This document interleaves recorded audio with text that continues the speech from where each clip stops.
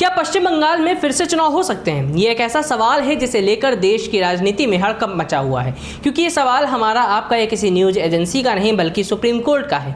और supreme court द्वारा इस सवाल को पूछे जाने की जो वजह सामने आई है, उसने एक बार फिर इलेक्शन कमीशन, SIR प्रक्रिया और केंद्र सरकार की नीयत को कटघरे में खड़ा कर दिया है। सवाल अब यह है कि क्या सचमुच पश्चिम बंगाल के चुनाव में वोट चोरी हुई थी या फिर एक तरह से मतदाताओं को वोट देने से रोका गया था, वो भी एक बड़ी साजिश के तहत जिसमें पूरा का पूरा इकोसिस्टम लगा हुआ था। क्योंकि जो आंकड़े निकलकर सामने आए हैं उसको लेकर आवाज उठाना जरूरी बन जाता है, क्योंकि बात एक नागरिक के उस संवैधानिक अधिकार की है जिस पर इस दुनिया के सबसे बड़े लोकतंत्र कहे जाने वाले भारत का लोकतंत्र टिका हुआ है। तो क्या है वो खुलासा, किन आंकड़ों की हम बात कर रहे हैं और सुप्रीम कोर्ट ने क्या कुछ टिप्पणी की, जानेंगे इस वीडियो में। नमस्कार, मैं हूं दीपक वर्मा, आप देख रहे हैं तरुण मित्र। अप्रैल 2026 में पूर्वी पश्चिम बंगाल विधानसभा चुनाव शुरुआत से ही SIR की प्रक्रिया के चलते विवादों में थे।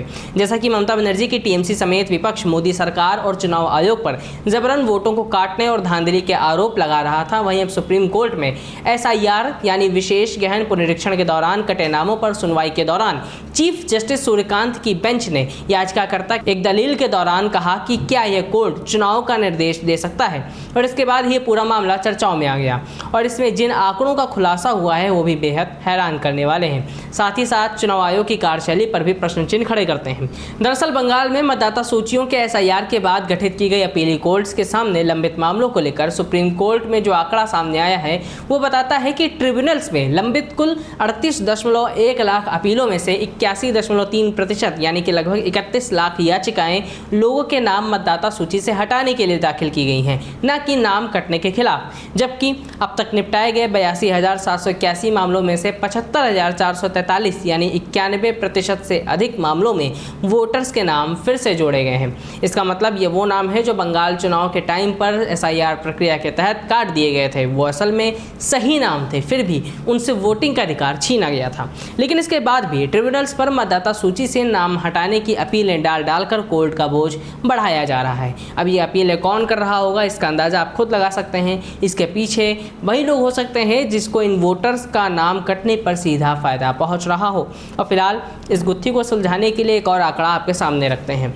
जानकारी के मुताबिक चुनावी नतीजों में पश्चिम बंगाल की 31 सीटों पर जीत का मार्जिन SIR में कटे नामों से कम है। उदाहरण के तौर पर सतगछिया विधानसभा सीट पर बीजेपी 405 वोटों से चुनाव जीती थी, जबकि यहाँ पर कुल 8,785 वोट काटे गए थे। इसी तरह करंदीघी, मोंटेश्वर, जंगीपुर, हेमताबाद और बाली सीटों पर भी यही हुआ था। बंगाल में बीजेपी ने 294 सीटों में से 207 सीटें हासिल कर प्रचंड जीत हासिल की थी। हालांकि अब ये चुनावी नतीजा संदेह के घेरे में है और सुप्रीम कोर्ट में भी इसको लेकर अब बहस तेज है। चीफ जस्टिस सूर्यकांत की बेंच में शामिल जस्टिस जयमौल बख्शी ने कहा कि मान लीजिए जीत का मार्जिन 50 है और उस विधानसभा में 100 वोटों के नाम काटे गए हैं। ट्रिब्यूनल सुनवाई के दौरान अगर 100 में से 70 वोटर्स के नाम कटने को गलत माना जाता है तो स्थिति अलग हो जाएगी। उन्होंने आगे कहा कि SIR में नाम कटने के खिलाफ ट्रिब्यूनल्स में अगर 70 लोग अपील भी कर रहे हैं तो भी यह एक बड़ा मसला है।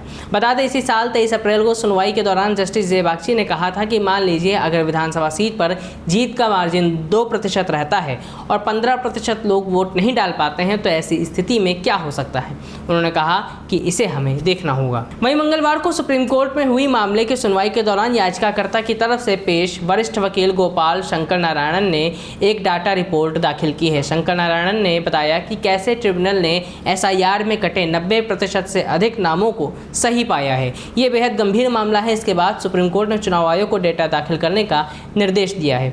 वहीं तृणमूल कांग्रेस का कहना है कि बंगाल चुनाव में बीजेपी को 2,93,00,000 वोट मिले हैं, जबकि TMC को 2,60,00,000 वोट मिले। यानी बीजेपी से TMC को सिर्फ 30 लाख वोट कम मिले, जबकि 38 लाख केस SIR को लेकर दाखिल हैं। लेकिन यहाँ एक बात और ध्यान रखने वाली है कि इन 38 लाख में से लगभग 31 लाख केस मतदाता सूची से नाम हटवाने को लेकर दाखिल है, ना कि जोड़ने को लेकर। हालांकि तृणमूल कांग्रेस के सांसद और वरिष्ठ वकील कल्याण बनर्जी का आरोप है कि बंगाल में 31 ऐसी सीटें हैं जहां पर जीत का मार्जिन SIR में कटे नामों से कम है। तृणमूल का कहना है कि जो वोट कटे हैं वो उसके समर्थक थे। इन्हीं सब तर्कों को ध्यान में रखते हुए मामले की सुनवाई सुप्रीम कोर्ट में चल रही है। मंगलवार को चीफ जस्टिस सूर्यकांत ने सुनवाई के दौरान कहा कि क्या यह अदालत नए सिरे से चुनाव का निर्देश दे सकती है। सूर्यकांत ने कहा कि इस पर विचार की जरूरत है। हालांकि उन्होंने ये भी कहा कि पहले आप आवेदन दीजिए। बता दें, संविधान के अनुच्छेद 324 के मुताबिक चुनाव कराने का अधिकार निर्वाचन आयोग के पास है। वहीं किसी गठित सरकार को भंग करने का अधिकार राष्ट्रपति को है। अनुच्छेद 356 के तहत राष्ट्रपति राज्यपाल की सिफारिश पर यह फैसला करते हैं, लेकिन इसके साथ साथ सुप्रीम कोर्ट के पास अनुच्छेद 142 के तहत संपूर्ण न्याय करने का अधिकार भी है। इसके तहत सुप्रीम कोर्ट कोई भी बड़ा फैसला ले सकता है, लेकिन अब तक इस तरह का कोई फैसला नहीं लिया गया है। तो देखना होगा कि क्या बंगाल के केस में सुप्रीम कोर्ट ऐसा कोई बड़ा फैसला लेता है या नहीं। क्या बंगाल में चुनाव फिर से कराए जा सकते हैं, या क्या केवल उन विधानसभा सीटों पर दोबारा से कराए जा सकते हैं चुनाव जहां बीजेपी और टीएमसी के जीत का मार्जिन एसआईआर में कटे हुए नामों से भी कम है। फिलहाल ये तो समय ही बताएगा। आप अपनी राय हमें कमेंट बॉक्स में दे सकते हैं। मिलेंगे अगली खबर में, तब तक देखते रहिए तरुण मित्र। नमस्कार।